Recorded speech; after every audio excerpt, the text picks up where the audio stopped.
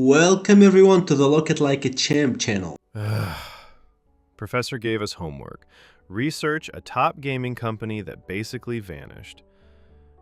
Gotta get this done. Let's see. Sega. Okay, here we go.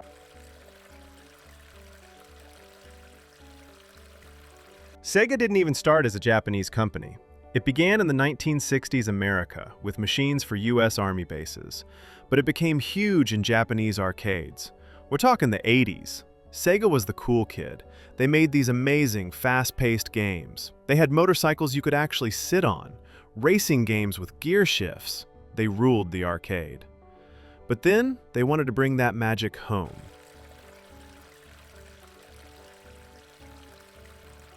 In 1988, Sega launched the Genesis. Their big rival? Nintendo. Nintendo was like the friendly, popular kid. Sega wanted to be the edgy, cooler older brother. Their slogan was literally, Genesis does what Nintendon't.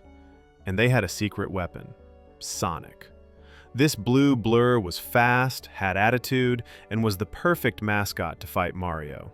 It worked. Sega caught up. They were neck and neck with Nintendo. This was their golden age. They were bold, loud, and winning.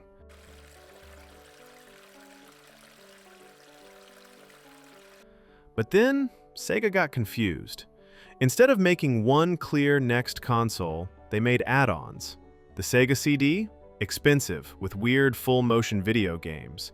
The 32X? A weird cartridge that plugged into the Genesis to try and make it more powerful. It was a mess. Gamers were frustrated.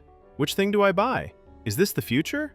It split their audience and made people lose trust.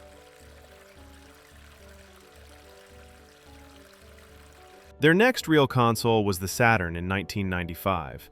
It was hard to program for, and Sega announced its release 4 months early to beat Sony's new PlayStation. Stores weren't ready. Game developers weren't ready. It was a disaster. Then, their last chance, the Dreamcast in 1999. This thing was ahead of its time. It had online play, a memory card with a screen. The games were awesome. But Sony's PlayStation 2 was coming. The PS2 could play DVDs and all people wanted one. The Dreamcast sold well at first, then just stopped. Sega was losing too much money.